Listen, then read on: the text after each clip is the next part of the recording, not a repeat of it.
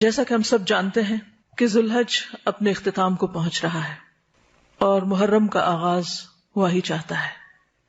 اللہ سبحانہ وتعالی نے سال کے جو 12 مہینے بنائے ان میں آخری مہینہ بھی محترم بنایا اور پہلا مہینہ بھی محترم۔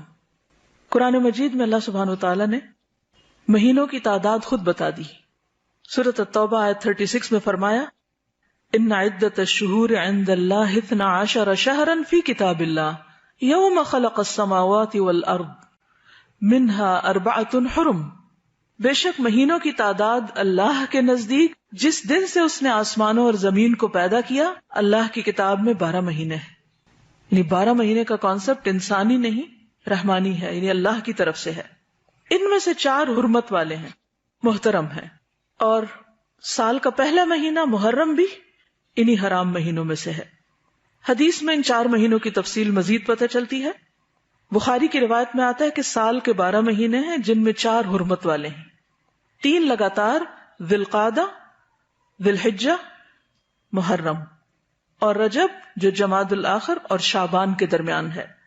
یہ 4 مہینے اسلام سے قبل دور جاہلیت میں بھی محترم تھے۔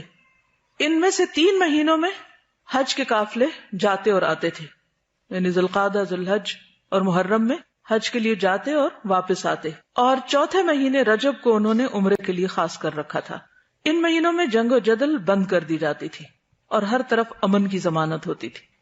تو آج ہم محرم پر بات کر رہے ہیں، اور محرم کا مہینہ سال کا پہلا مہینہ تو ہے ہی، لیکن اس کے ساتھ ساتھ اس کی اپنی ایک شان ہے، اپنی ایک خصوصیت ہے۔ یہ انتہائی عظمت کا حامل ہے۔